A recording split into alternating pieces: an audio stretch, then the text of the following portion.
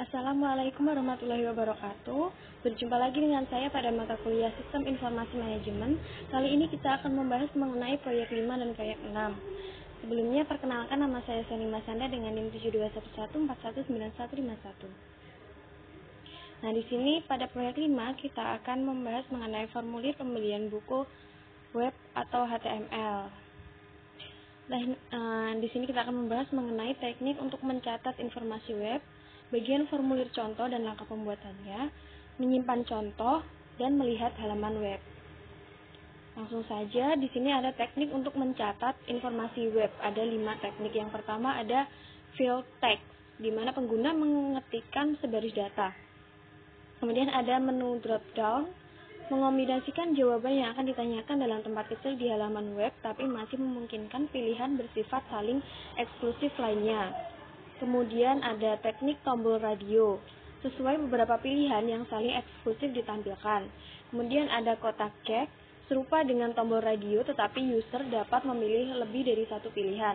Kemudian yang terakhir ada kotak teks untuk mengisi komentar, yang memungkinkan user untuk memasukkan beberapa baris data dengan satu input saja. Selanjutnya bagian formulir contoh. Jadi ini dia memiliki line 1 sampai line 52. Kita akan bahas di sini. Langkah pembuatannya yaitu klik start, kemudian pilih notepad, kemudian ketika sudah masuk, langsung saja kita membuat judul formulir dengan memasukkan kode HTML-nya. Selanjutnya membuat kolom nama dan kolom alamat email. Jadi ini yang kita masukkan kode HTML-nya. Selanjutnya membuat menu drop down. Nih. Kemudian membuat tombol radio, membuat checkbox, membuat text area, dan yang terakhir menginput submit and reset. Nah, setelah melalui beberapa tahap tadi, kita akan mendapatkan sebuah tampilan dalam web atau HTML yang seperti ini. Nah, selanjutnya adalah menyimpan contoh. Jadi, contoh ini harus disimpan sebagai file HTML. Jika jenis dokumen awal teks dan ekstensi filenya .text, maka akan otomatis tersimpan dalam bentuk teks, di mana browser web tidak dapat menerjemahkannya. Kemudian cara menyimpannya, kita masukkan nama file, kemudian pilih jenis filenya all files, kemudian pengodaannya kita kasih ANSI.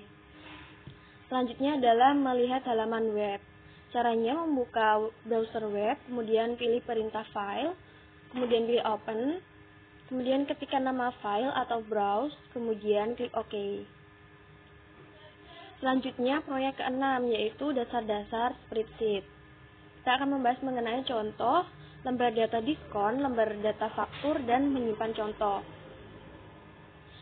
Nah, dalam contoh ini, dalam pembuatan faktur ditampilkan lembar data invoice dan lembar data diskon. Faktur berisikan beberapa produk yang masing-masing memiliki harga unit dan sejumlah diskon. Nah, di sini ada harga keseluruhan. Jadi harga keseluruhan adalah harga unit diskon, harga unit dikurangi diskon, kemudian hasilnya dikalikan dengan jumlah unitnya. Harga keseluruhan dijumlahkan untuk menentukan total faktur. Sedangkan jumlah yang harus dibayar oleh pembeli itu tergantung pada waktu pembayaran fakturnya, apakah masih masuk dalam masa diskon atau tidak, atau malah terlambat. Selanjutnya, format lembar data invoice dibuat menarik secara visual.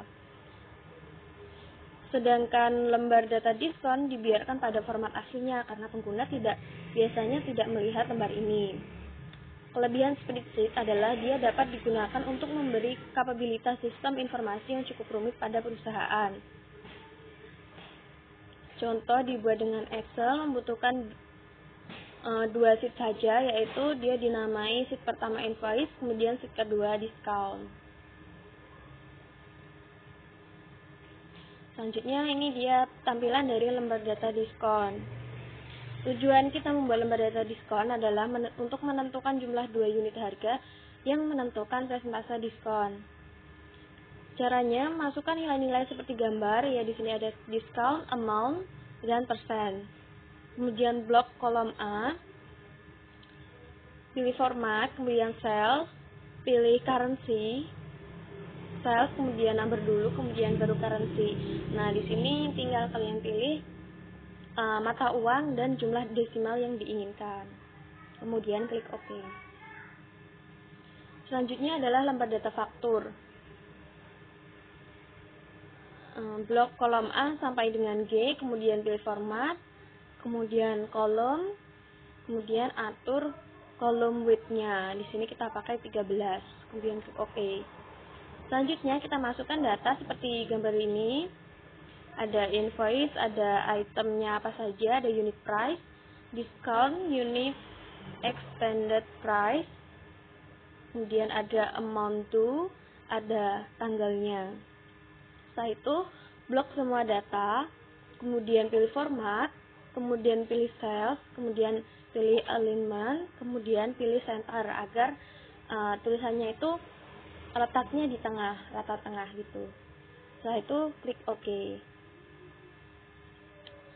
Selanjutnya, untuk menghitung persentase diskon, gunakan rumus fungsi if dengan membandingkan unit price dengan amount diskon. Nih, rumusnya tertera pada kotak function. Agar tampilan lebih menarik, atur fontnya juga ya, melalui format, kemudian pilih cell, kemudian pilih font. Nah, di sini kalian bisa atur tulisannya, hurufnya, kemudian kalau sudah, klik OK. Selanjutnya adalah menyimpan contoh. Sebaiknya contoh disimpan sebagai example B6. Excel otomatis menambahkan ekstensi .excel pada nama filenya yang disimpan. Nah, sekian yang dapat saya sampaikan. Terima kasih. Wassalamualaikum warahmatullahi wabarakatuh.